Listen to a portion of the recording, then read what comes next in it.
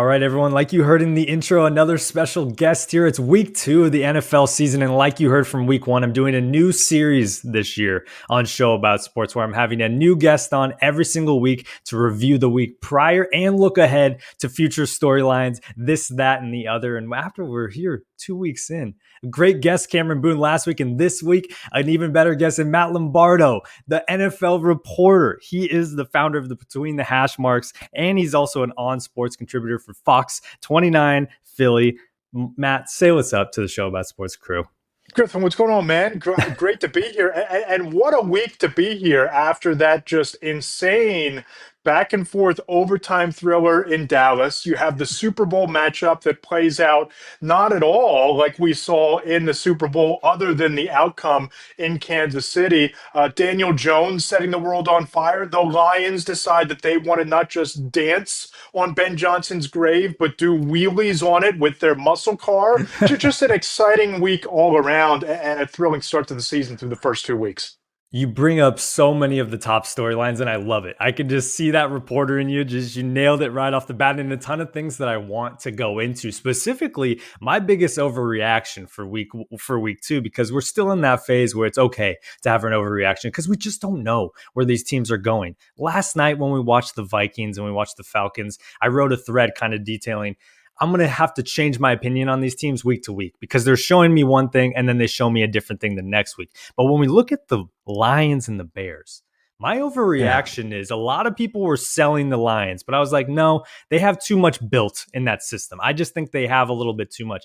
I think I'm selling the Bears. I think my overreaction is I put them as 4th in the NFC North because I just thought it was a tough division. I was on the Green Bay stuff as it was developing the Micah Parsons. That's great to see. What are your thoughts on the Bears? And then a tough NFC North where they didn't look good against the Vikings, but you could write that off to a weird game. But this game, you can't let the Lions put up 52 on you, right? Yeah, Griffin, admittedly, I was almost too bullish on Caleb Williams and the Bears going into this season. I really bought the hype that Ben Johnson would be able to get the #1 overall pick talent out of Caleb Williams, that you rebuild the offensive line in 3 or 4 moves, and you build what on paper should be a top 5 or top 8 offensive line in the sport. And you just watch how this plays out. And both games, they start out well. You start 10 for 10 for Caleb Williams against the Vikings, something like 6 of 8 in Detroit to open up the game. And as soon as these defensive coordinators turn up the heat on Caleb Williams at the first sign of adversity, the wheels fall off. And if I'm seeing that, you have to wonder how much that's eating away at Ben Johnson. Then you have the fantastic reporting from Tyler Dunn about all of the chaos behind the scenes with Caleb Williams a year ago, how uncoachable he was coming out of USC. And you just look at it. We don't know what the Lions are just yet. Are they the juggernaut that averaged 8.8 yards per play yesterday, a franchise record? Or are they the team that sputtered out in Green Bay? The Vikings, they have an elite defense when they're healthy. They clamp down on Caleb Williams. But the common denominator here is that when things start to go bad, they snowball for Williams, they snowball for the Bears offense. And it's really difficult to win that way. So if we want to talk about overreactions, I go from having the Bears as a preseason playoff team to I'm now out on Chicago, and I wonder just how much patience Ben Johnson has for Caleb Williams beyond this year. It's so fascinating to watch because when we talk about a team that just looks destroyed mentally on the field, you have to go to the Bears. No, the morale is down in Chicago. It's not just Caleb. He kind of carries that though. And I know Ben Johnson's telling you wear your emotions on your sleeve too much. We got to tighten that up. And it's just hard to watch their football games because one moment I'm writing a thread where I'm showing a highlight of he's getting it out on time. He's letting his receivers do the work. That's exactly what Ben Johnson wants you to do. Be Jared Goff. But then a second later, like you just said, they turn up the pressure. He turns into USC hero ball, Caleb Williams. And that's when he gets in trouble because he might be fast, he might have the arm talent, but he hasn't found the consistency in the league yet. And his team and his offense and his coordinators have changed a little bit, but in a positive way that it just worries me that this is what it looks like, right? Yeah, and I'll even go a step further that the Bears have done everything they can to facilitate a leap, right? You draft Roma Dunze last year; they seem to have a strong chemistry. DJ Moore is playing some of the best football of his career. I'd argue even more consistent than what you saw from his time in Carolina. You bring in Colston Loveland. I think that if you're looking to build this offense out, they need to get a running back. They need to upgrade DeAndre Swift and the fumbling issues and the concerns there. He kind of is what he is. But this isn't Caleb Williams behind the Cincinnati Bengals offensive line. This isn't Caleb Williams playing with the Vegas, Las Vegas Raiders supporting cast where you have Ashton Genty, Brock Bowers, and then you and I. This should be an offense that's firing on all cylinders with a quarterback with a really lofty ceiling, and he and they are just completely underachieving right now. Underachieving, and it's unfortunate to see because I am a fan of everybody taking a step forward because that's what makes the league better is when the up and coming teams take a step. But unfortunately, the Bears appear to be sputtering. And again, I mean, an 0-2 start, not only that, but an 0-2 against your division is almost a death sentence in today's league where you're just going to be fighting for a wild card now at this point, now that you're just kind of set yourself back for any tiebreaker situation. So it's going to be interesting to see there. You brought up another game that I want to touch on. Obviously, the Super Bowl rematch. You have a little bit of connection because you covered the Eagles for a long time. Obviously, the Chiefs and the Eagles are everywhere. I feel like everyone covers them right now because they are the top two teams from last year going into this year. Let's just talk about a wonky game there that ends with Chris Jones yelling at Jalen Hurts, "You only got 100 yards." And then Jalen Hurts is like, "Well, we won the game." And it's just like, okay, I can see why people are a little bit not as bullish on the Eagles because of their offensive structure and philosophy is very run resilient and reliant. But it works across the board because their defense gives them a shot in every game. But we know Jalen Hurts can air it out. Anybody that's a fantasy owner of Devontae Smith and AJ Brown is very upset right now because they're just not airing it out. But Saquon's making things happen, and their defense makes turnovers happen, especially against a team like the Chiefs. Immediate overreactions or thoughts from that game when we talk about that didn't really look like the best football, but we did get a really fun outcome by the end of it. Yeah, I don't even know that it's an overreaction, but I do think it's time to worry about Patrick Mahomes and the Kansas City Chiefs. I wrote about it in Four Downs, my all-encompassing Monday morning column, that, Mahomes' magic is still there. You still had the long touchdown pass to Thornton to keep them within reach, but the Mahomes magic can't mask all of the cracks. And I spoke to a rival scout in the AFC last night right after that game, and he told me, quote, they have no one who can stretch the field vertically, especially with Xavier Worthy being hurt.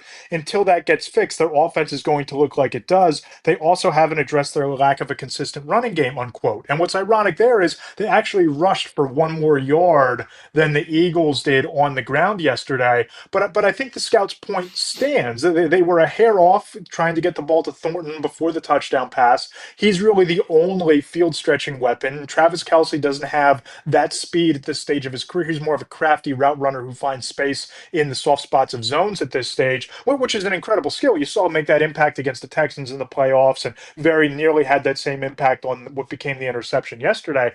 But it's not a balanced offense in Kansas City right now. And I'm not even so sure that it's an overreaction that at 0-2 for the first time in Patrick Mahomes' career with Andy Reid and first time losing his first three games of a season in his football career at any level. I'm not so sure that it's an overreaction to worry about the Chiefs in what now might be a two-horse race in the AFC between the Buffalo Bills and the Baltimore Ravens, especially with Joe Burrow's injury in Cincinnati. And from an Eagles perspective, look, they turned up the heat defensively. You look back in the Super Bowl, they didn't blitz one time. They sacked Patrick Mahomes 5 times, hit him 10, right? Yesterday, they blitzed him 28.8% of his dropbacks, according to Next Gen Stats. They threw the kitchen sink at Patrick Mahomes. It worked. The yardage, it was tough to come by. It was 88 really tough earned rushing yards from Saquon.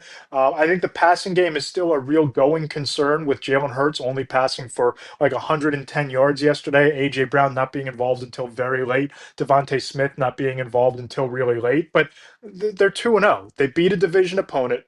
Their defense handled that game. Their defense shut down what should be one of the more explosive offenses in the league and a top 2 or 3 quarterback in Patrick Mahomes. The Eagles are going to be fine. They are what they are. And you aren't going to be playing the Kansas City Chiefs every week. It's an interesting test next week against the Rams. But if this is what they are, a team that wins with defense, they were the number one defense in the league a year ago. You just need to do enough when you're holding teams to 17 points, 13 points per game, which they're doing so far. You bring up a ton of great points there across the board, and I think the running aspect of these two offenses is a big glaring difference. You see the Eagles running; it was a hard fought yards for Saquon throughout the game, but it's an efficient 88 yards across the board because the way he runs and the way he can open up the play, bounce off tackles is a little bit different. Because 88 yards to Pacheco is going to be a lot different because there's not a lot of big breaks. There's not a lot of let me catch it out of the backfield. There's not a lot of that stuff. It is grinded out yards that you just don't really feel productive when you're sitting third and floor and you're like, do we run a halfback draw? Do we throw a slant? How do we get out of this situation? And unfortunately, Kansas City finds themselves in that quite often. And I really like that take across the board. 0-2, we look at kind of ahead, the AFC and as a whole, the Bills and the Baltimore Ravens are kind of the two-headed monster. We would say the Kansas City's still in that, and Cincinnati could be their 2-0, but it's a weird 2-0. Let's all remember that, especially with Joe Burrow being hurt. So when we look at the AFC overall, is there any other team that could be knocking on the door if the Chiefs take a step back? Because I know everybody wants to say, oh, then it's just Baltimore and then it's just the Bills. But do the Chargers need a little bit of love? I mean, Pittsburgh hasn't looked terrible. Also, Indianapolis 2-0. I mean, we can't just write them off, even though it's been a weird 2-0. Do you have a dark horse team in the AFC is kind of my question here. The closest thing to a dark horse is probably the Chargers, but we've seen that story, we've seen that movie before where they get to the postseason and go no further, and Justin Herbert doesn't necessarily rise to the moment in those big games. I thought that maybe the New England Patriots, with the money they spent this offseason by going out and bringing in Milton Williams, going out and bringing in the cornerback from Detroit. I don't know why his name is escaping me at the moment, but they spent money at the top of the Yep. market. They go out, they draft Trevion Henderson, they draft Campbell at offensive tackle. You thought they did enough to surround Drake May. I don't know that that's enough to compete with those two juggernauts in Buffalo and Baltimore. Just think back to that first set on the game of the season, Griffin. If Baltimore's playing about 30 other teams, they win that game by 10 points. Even with the Derrick Henry fumble, even with going a little bit conservative late, it's just Josh Allen is the equalizer. And there are just so many weapons around him in Buffalo and a defense that Brandon Beane has tripled down on that side of the football. If you asked me before yesterday's game, who the sleeper would be, I would have been all in on Joe Burrow's Bengals. I would have been all in on the 5,000 yard, 50 touchdown type of season I think that Joe Burrow was on pace to have this year because he'd need that kind of year for them to compete because of that defense. But if you told me they started 2-0, kind of shrugged off those September slumps that have doomed them in the past, even with that putrid defense, that porous defense, I'd say, yeah, Burrow is going to start to heat up as the season goes along, as he tends to. Jamar Chase is going to be the difference maker that he always has been in his career. But that offense is built to win shootouts. That offense is built to, with Joe Burrow, okay, we need to score 37 points because our defense is going to give up 34. That's fine. Jamar's down there somewhere. T. Higgins is down there somewhere. Mike Gesicki is a dynamic pass catching tight end. We have the pieces. Noah Fant is an emerging tight end. I just don't see Jake Browning being able to overcome that defense, that offensive line, when you still have to play the Bengals twice. The Steelers always play them tough. I don't have the schedule in front of me, but I think they have Buffalo in there at some point. It just seems like that injury to Joe Burrow is catastrophic, and it puts a far lower ceiling on the Bengals season this year than they would have had going into yesterday. 100%. And it just kind of goes back to that Super Bowl run that they had. And it kind of feels like, what happened? We go back and we're like, Yeah. they never invested in the offensive line. Their defense continued to get older and they didn't reinvest in it across the board. And it's just sad to see because then when you look at the reports about this injury, the turf toe, a lot of people can think, oh, it's like Brock Purdy, 3 to 4 weeks. No, it's 3 to 4 months in Months. terms of what's going to be happening because this is a grade 3. So we're going to be looking at December likely when Joe Burrow's back. And that's a lot of football that will have been played up to that point. And I don't even know if their team is going to be able to hold them into a position of being able to then, oh, he's back, let's make a run for it. It could look a lot like last year where they're staring 9-8 in the face and they're like, where do we go from here? And then you get bounced by one of the best teams in the AFC by the time they're even staring down an opportunity to enter the playoffs. So I'm intrigued, but they are 2-0. And I want to ask you this question because not all teams that are 2-0 are created equal across the board. We see the Colts, we see the Packers, we see the Bills, we see San Francisco, we see the Eagles, etc. The two teams I want to highlight here, Indianapolis Colts and the San Francisco 49ers, for two different reasons. The Colts are just trying to make Giants fans very sad by showing us we can make Daniel Jones work. Steichen's trying to keep his job. Their defense is something that's awesome to see across the board, even though not as awesome this week as it was the week prior. But they get a big win against a Broncos team that I think a lot of people were like, they could win the AFC West across the board and challenge the Chiefs.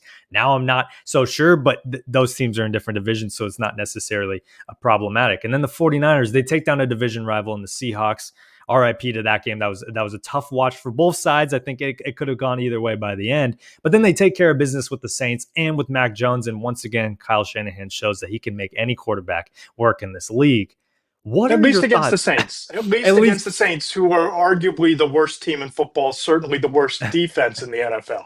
That is definitely fair. I do have to give Spencer Rattler a little bit of props. He does look kind of efficient back there. I know it's not perfect, but we had a lot of question marks about the Saints quarterback situation, and I'm pleasantly more surprised. But maybe that talks about how low my bar was for what I was expecting. So with both of these teams, they're 2-0. But do we feel any differently? And when I say that, I don't know how you even felt about these teams going into the season. So let me into the brain of Matt Lombardo and just tell me what you think about these 2-0 teams. Yeah, I was kind of bearish on the 49ers going into the year only because you lose Deebo Samuel, who was kind of a heartbeat type of player for that offense. He's in Washington. Brandon Ayuk still working his way back. You had Jawan Jennings, who was banged up going into this year. Kind of a breakout game coming back, his first game yesterday against New Orleans. We'll couch it there. But I think that when you look at what I thought the 49ers are going to have to do against the Saints, I think we're going to have to lean into 40 plus touches for Christian McCaffrey, and maybe you involve Ricky Parasol and you throw some token touches to Jennings as he eases his way back to being fully healthy. McCaffrey had 19 touches. He's still had over 100 yards from scrimmage and a touchdown. The formula works. The Kyle Shanahan formula just works. Now, I think that if we're looking at these two teams in the bubble of what they are on September 15th, you have to be a little bit more optimistic about the Indiana Jones-led Indianapolis Colts because the division is just a tougher road in the NFC West. I think there's more talent. I think they might be a better team in San Francisco, but that Arizona offense is exceeding some expectations. The Seahawks had a really nice win, bounce back win on the road in a tough place to play against an elite defense yesterday afternoon. I'm not one who's all, jazzed up against the Houston Texans. I'm not buying the Jacksonville Jaguars hype, even though there's a lot of really young and exciting talent around Trevor Lawrence with the arrival of Travis Hunter, with Brian Thomas Jr. being a 1,200-yard receiver, with Etienne doing his thing, and a defense that seems to be getting better. But the Colts, to me, have the easier road. And I think that Daniel Jones, not just leading them to a 2-0 start, not just for the first time in franchise history, the first time in league history, not punting through the first two games, the fact that he's cut down on the turnovers, no interceptions, no fumbles lost in the first two games. He had 47 interceptions through his first 5 seasons with the Giants. Shane Steichen, a little bit of a quarterback whisperer. You have Jonathan Taylor as a battering ram running back. You have Alec Pierce who's emerging. You have Michael Pittman. The weapons are there. So if you're telling me, as of today, who has the easier path, who has the better chance, I think there's a better chance the Colts make a sneaky run than there is that the 49ers make the kind of postseason charges that we've seen them and come to know from them in the last half decade. I really agree. It really does come down to division alignment with some of these topics across the board. Even though you might like the 49ers and their structure and their players a lot more, you look at the NFC West today, there's three 2-0 teams and one 1-1 team that is only 1-1, likely because they played a division opponent in week one. So we could be talking about 4 2-0 teams, and it's just always a tough division to play. And as a Seahawks fan, I really stress about that on a weekly basis. Let's make sure we talk about some more 2-0 teams because I do a Prox Power ranking. It's in the name. I have to do it. It's just, it works too well. And I put the Green Bay Packers as number one following week one as the number one team in the NFL. A lot of people went after me and said, in a positive debating way. That's a kind of a weird phrase to use, but debating on social media about the Baltimore Ravens and the Bills and what about those offenses. And I'm like, I loved them, but the defense scares the heck out of me. When we look at both teams giving up 40 points. Yes, their offenses can be that good, but their defense scares me a little bit. Green Bay showed me something in week 1 that I was very excited about, taking down the Lions in such a convincing fashion, almost making us then overreact to maybe they're not back. Maybe we should write off the Lions going forward. They then followed up with beating the Commanders. I don't want to lose sight of that Thursday night game and the impact that's going to make, but they shut down one of the most effective offenses in the Commanders from last season and made them look pedestrian on the field. Are you with me that the Green Bay Packers are the number 1 team in terms of power rankings in the NFL, or do you have a different team and you might agree with somebody else out there? Yeah, I think the Packers are the most complete team in football right now, and I think that Jordan Love has made the kind of step that everybody was waiting for him to make. And we still haven't seen Matthew Golden hit his stride or build his chemistry on offense with Jordan Love. But Tucker Kraft looks like George Kittle. Tucker Kraft looks like Travis Kelce. Tucker Kraft looks like he could be quote unquote wide receiver 1 in Green Bay. And none of that matters because Micah Parsons isn't a game changer. He's a franchise trajectory altering type of player. You look at the first 2 games, he has 1.5 sacks, 19 pressures against Jared Goff going up against an all pro in Panay Sewell, 9 pressures alone against Jaden Daniels. Just a dominant player. The things that Jeff Hafley is able to do in terms of lining him up and deploying him as a heat seeking missile across that front 7, lining him up over the ball, off the edge, running stunts up front that just are so disruptive in the backfield. But Griffin, here's the thing about Micah Parsons. It's not just what Micah Parsons is doing. Go look at the pressures that Lucas Van Ness is getting because of the attention that defenses have to pay Micah Parsons. Go look at Edrin Cooper, the second-year linebacker, probably going to be an all-pro. Terrific player in his own right. But again, the space that's created along these offensive lines, because you have to double-team Micah Parsons, creates even more opportunities for Edrin Cooper. And it's not even that secondary is flying around to the football. Xavier McKinney was an all-pro last year, and it's okay, great. Who else? All of a sudden, Valentine is playing at a high level. Keyshawn Nixon is playing at an elite level. They are flying to the football in the secondary, and you look at where they had a lot of success making a big leap up the rankings defensively last year. It was Jeff Hafley scheming up pressure because Lucas Van Ness looked every bit like a first-round bust. Rashawn Gary, pedestrian pressure. Somehow they still finish 6th in the league in sacks. Now Mhm. you marry a pressure that puts so much pressure on the back end, but is so good at creating pressure up front with one of the top 3 and maybe better than that edge rushers in Micah Parsons. It's a lethal combination. And looking into the crystal ball, the Packers look like they have the best chance not just to make the Super Bowl out of the NFC, but maybe the pieces to run away with it.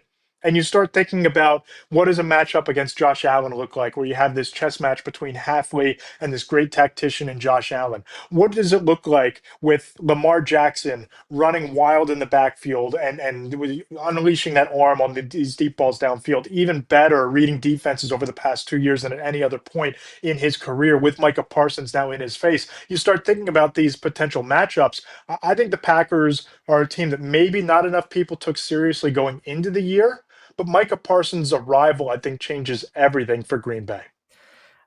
You nailed it. You nailed it across the board. That's a clip for social media right there. That Matt, I couldn't agree any more with that across the board. And I think it's interesting. I think where this kind of tampered expectations for the Packers really came from last year. People wanted to tell them that they were going to take that step. And then ever since Jordan Love got hurt pretty early in the season, especially week 1, and then battled some other injuries throughout the year, it was like, okay, let's sell that stock a little bit. But they never gave us any actual reason to sell the stock. We just were like, oh, they're a year away. But then we went into this year like, oh, but what if he gets hurt again? Jordan Love had a banged up hand during the offseason. Like, what's going on? And then they add Micah Parsons, and that's just gas on the flame that just it got everybody really, really excited. And so I'm excited to see how they do. And a lot of people did say in my comments this week, like, yeah, it feels like why even watch the season anymore? Because the Packers are just going to walk to it. And I'm like, wow, the swings that we see. Obviously, it's only a few people's opinions, but it is kind of crazy to see us go from, oh, it's the Eagles to lose again, the Chiefs are going to be back, to now, no, it's the Packers or anything. Is that what you're seeing as well? I still think in the NFC you take. I thought going into this week, three teams. It's four teams. You take the Green Bay Packers, you take the Eagles, you take the Lions, and you take the Commanders.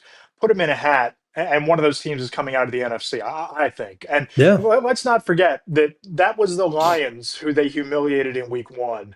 And I know it was a short week, but Jaden Daniels set the record for rushing yards by a rookie quarterback last year. And they go out and they get an elite offensive tackle in Laramie Tunsil. They go out, they bring in Debo Samuel. Zach Ertz has this rejuvenation since he's landed in Washington. He's become one of the favorite, most reliable targets of Jaden Daniels. And they shut that offense down until the game was no longer competitive and they kind of called off the dogs a little bit. But that's still a really good football team. So I think when you're talking about teams that could come out of the NFC, the Packers look like they are the class of the conference at the moment. But I'm not sleeping on Washington, Philadelphia, or Detroit because, like we saw from the Lions and like we saw from the Ravens yesterday, bouncing back from what happened in Buffalo, just because you play an elite team and you come up short, that doesn't mean that that's what you're going to be for the next 15, 16 weeks of the season and when the postseason gets here. I'm still looking forward to potential playoff games between the Commanders and Eagles, the Eagles and Packers, the Lions and Commanders. I think those are going to be appointment television, just like they were a year ago on the road to the Super Bowl. And it's interesting those names you just brought up because it sets up my next question perfectly. The sleeping giants of the Rams, 2-0, take down the Texans, a team that we're always excited about, ready to take that step. It wasn't a beautiful game, but it was a tactful game. I can't even say it. It was so well thought out, and it just was a Sean McVay just fest of just beating a team that we were all excited about. And then this week they took care of business with the Titans. Didn't give us any reason to think the Titans were good other than Cam Ward breaking the cardinal sin and throwing across his body for an insane touchdown, which was awesome to see in its own right. The Rams are sitting at 2-0. Last year, let's all remember, and you as an Eagles fan, we can all remember as well, they almost beat the Eagles. They almost beat the Came Eagles in the 13 division. yards away. Yeah. Exactly. The history could have been written a lot differently. And I think, yes, Matthew Stafford had, the epidural in the back and a lot of pain going into the season, but he looks okay when he's out there right now. Rejuvenated a connection with Nakua. Devontae Adams is sliding in really well. That defense is young and hungry, just like we see across the board with all those other teams that we're talking about, like the Packers. Is there a reason why we don't add the Rams into kind of our Mount Rushmore of teams out of the NFC? Because it's easy to forget them, but I don't want to forget them because I see them twice every year as a Seahawks fan, and I'm like, oh yeah, they have a chance to win it all, but it might not look the way you want it to look, but they're kind of a grinded out team that I would hate to see any given Sunday. Yeah, I'm not so sure why they aren't top of mind. I think it's just because they get lost in the conversation about Kyle Shanahan and the 49ers and all the star power there. I think it's partially because Matthew Stafford, it's been a while since Matthew Stafford has led one of those deep runs, or led a run to a Super Bowl. And he's not a spring chicken anymore. And there are the issues with the back. I don't know that I can confirm or deny going into the season that he didn't have complete shoulder reconstruction surgery and he's now a cyborg based on all the reporting that came out of Rams training camp. But, Jared Verse is a top 5 linebacker in this league right now and getting better. So much of their talent is homegrown over the past 3, 4 draft classes in the middle rounds. They've just hit on this talent similarly to what the Eagles have done so well in restocking that cupboard and refreshing the roster with young homegrown talent year after year. But it's a litmus test coming up. I mean, Eagles Rams this week, you're going to find out a lot about both teams in a playoff rematch this Sunday afternoon. So that should be a heck of a game. But, I just look at the Rams to me, they need to show me that they can consistently do it. They can consistently beat the Lions. They can go in and beat the Packers. They can, close the deal against the Eagles. Show me that consistently, and then we'll start to take you seriously. I love it. No, everything it's all perception until it's reality. We can all talk all day, but 2-0 great start. You beat up some teams that maybe aren't as good across the board in the Titans and the Texans. It's okay to feel that way right now. I'm completely with you. Okay, I don't want to write off the 0-2 teams completely, but I feel like we do need to do a little bit of writing off this early into the season. And the only reason why is because we all know the statistics. I don't know it off the top of my head, but I know your chances of making the playoffs are a lot less when you start 0-2 and even less when you start 0-3 across the board. Here are the teams that are 0-2 so far: the Chiefs, the Saints, the Jets, the Dolphins, Carolina, Chicago, the Browns, the Titans, and the Giants. Now, again, we might see some other 0-2 teams here shortly, but let me know. Is there any of those teams that jump out as, nope, we can't write them off? Not quite yet. I'm automatically going to put the Chiefs into that for just a lot of reasons. I'm obviously going to touch a little bit on the Chicago. Like we know we're writing them off, and we know like we don't like what we've seen, but it's hard to completely write them off and say they're the same as the Titans or the Miami Dolphins, for example. But let me know, is there any other teams in that list that you're like, no, wait, pump the brakes. There might be something there. Yeah, I think it's the Chiefs, getting Rasheed Rice back down the stretch, getting Xavier Worthy back and healthy eventually.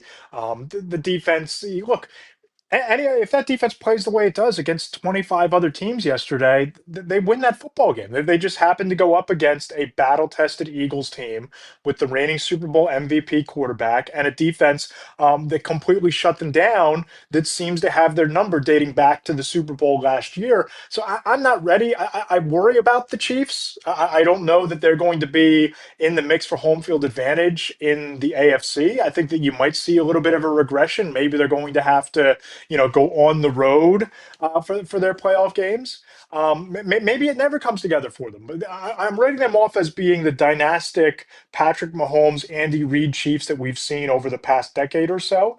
I don't know that they are that anymore, at least at that moment, but I'm not rating them off for making a run this year. That'd be kind of silly and foolhardy.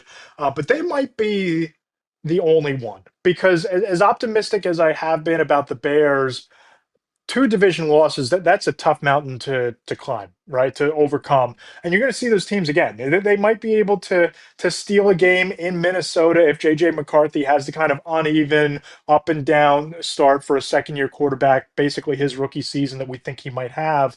But the Lions are going to go to Soldier Field, and they're going to want to do it again. They're going to want to remind the Bears again, hey, Ben Johnson was a piece of the puzzle, not the whole picture. I think we proved that in week 2. We're going to do it again just to drive the point home.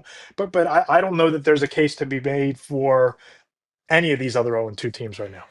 And I'm kind of with you. I like to be a glass half full guy. I know you do as well, but gosh, it's hard to look the Jets in the face and Carolina in the face and Miami and be like, I like moments of it. I like pieces. I like ideas of it, but it's very hard to write any of those into playoff contenders, let alone Super Bowl contenders. The Jets really were the ultimate mirage, right? I mean, they go Yeah. out in week 1 with Aaron Rodgers coming in back to MetLife Stadium, all of the emotion of that. Aaron Glenn's first game as the head coach. The front seven is flying to the football. Will McDonald, bursting onto the scene as a pass rusher, doing his thing. Breece Hall goes off for over 100 yards. Justin Fields is running wild, and they're leaning into what he does well with his mobility and, the kind of route concepts and high percentage throws that he thrives on. It looks like if that's the Jets that you get moving forward, okay, you're going to win some games. You might be able to hover around 500. Maybe you can build something. Man, that Justin Fields concussion would terrify me if I were Aaron Glenn, if I were the Jets, because even with Tyrod Taylor, they're paper thin at quarterback. And, you thought with Ed Oliver being out, you could lean into that ground game. You could do what you needed to do. They had 154 yards of offense. It's just, it wasn't good. Now you have the question marks about Justin Fields, not just the concussion, but a dramatic regression from that first week. It's like you went in deep into your bag of tricks, and now the bag is empty, and defensive coordinators figured out what to do. So yeah, I look at the Jets as a team that I thought maybe had begun to arrive, maybe since they're so young, could build into something this year, to wondering, are they going to be picking top 2 or top 3 come April? No, I think it just goes to the Jets are that week 1. You're like, oh wow, there's something there. Justin Fields is making the easy passes. He's jogging into the end zone because of this play construction that they have, where he's just so open, so dynamic. But then to give up just not have any sort of defensive resistance against or be able to take advantage of a Bills defense that just came off of a 42-point barrage by the Ravens. I'm not calling Justin Fields Lamar Jackson, but they have similar tendencies in their abilities just to not even be able to kind of put up a fight against a Bills defense. I'm selling a little bit faster than maybe other teams are after what I saw Baltimore do to them. Maybe we just write that off to a week one. That's just how it's going to be. And Derrick Henry and Lamar are like that. But yeah, I don't like what I see from the Jets, but I want to be excited. And I worry, just like those other teams that we are kind of discussing, like the Falcons and Minnesota, week to week, we're going to have some overreactions where we're going to be, oh, they're putting it together. Oh, a 2-game win streak here. I think there is something. But all of them, I feel, fall in this bracket of not necessarily the Vikings and the Falcons. I don't think they're going to be picking top 5, but this kind of what do we have here when it's all said and done, and can we actually write in a 7-10 season as success when it's going to be so wonky across the board? So Well, the good we'll news for see. the Jets, the good news for the Jets is they get to play the Dolphins twice, and I wouldn't be shocked if come Halloween there's a different general manager and different head coach in Miami. That just doesn't seem sustainable to me. I think that it was kind of foolish not to clean house back on Black Monday Yeah, in January, and they're kind of reaping the disaster of that decision at this point. So if you're the Jets, hey, circle those 2 games against the Dolphins. Good things might happen. I love it. No, I'm with you there. And last but not least, I don't want to leave out the 1-1 teams because they're just the middleman. We don't know what to do, and specifically the teams that have new head coaches: Jacksonville, New England, Dallas, for example. What do we do with these teams? Because the new leadership, you can see a new kind of personality on the field. This is the word I like to use, but also some up and downs. Jacksonville kind of gives it away yesterday. I don't know what happened. They shouldn't have given away that win, and they could have been 2-0 to start the season. You look at Dallas. I mean, way to get your first win on the victory, but way to take it down to a 60-yard field goal to send you to overtime, and then a game-winning field 64. 64-yard field goal with Yeah, five yards of leg. Look, exactly. Griffin, I was chatting with the de facto editor of my Four Downs column, good friend of Yeah. mine. We used to host a radio show on the ESPN radio affiliate in Philadelphia together back in the day, and I was like, it's really a shame that Brandon Aubrey plays for the Dallas Cowboys because he has a Hall of Fame leg. Yeah. If he's in Baltimore, if he's in Buffalo, if he's in Kansas City, if he's in Philadelphia, Detroit, Washington, the Chargers, maybe even, you could be talking about a guy who's a difference maker, deciding the outcome of games, potentially being part of a Super Bowl caliber team that walks into the Hall of Fame after he retires because the leg strength, the accuracy, the performance in the clutch, all of those things, he checks all of those boxes. But the Cowboys defense just is suboptimal. I know they signed Jadeveon Clowney, but you traded away your biggest piece in Micah Parsons. And it just seems like it's habitually waiting for the offense to hit its stride consistently with Dak Prescott and those weapons. Now, George Pickens made a couple of big catches in the biggest moments of the game yesterday. So maybe that starts to change and maybe the Cowboys start to get some positive momentum going here. But man, Brandon Aubrey, so many other spots, you might be talking about a Hall of Fame kicker on your hands, wasting away in Dallas where they might just be a 500 team. Yeah, no, I'm with you. 9-8's looking real good for the Dallas Cowboys this year in terms of, and that might even be second place in the division. I mean, Yeah. we look at Washington, we just don't know what they have in the Eagles. If they just take care of these wins against these teams, they're gonna hold that kind of first place no problem. So here's another team I want to touch that I kind of brought up. There's New England. They're kind of in the Bears kind of trajectory where it's like, oh, can they put it together? Can they figure it out? New coaches, the new quarterback, rookie gets a lot less attention. I think Drake May just keeps himself out of storylines a lot more than Caleb Williams unintentionally might put himself into storylines with the way his play is on the field. So let me know what you think there because they're 1-1, but you beat the Dolphins by a hair and you lost week one.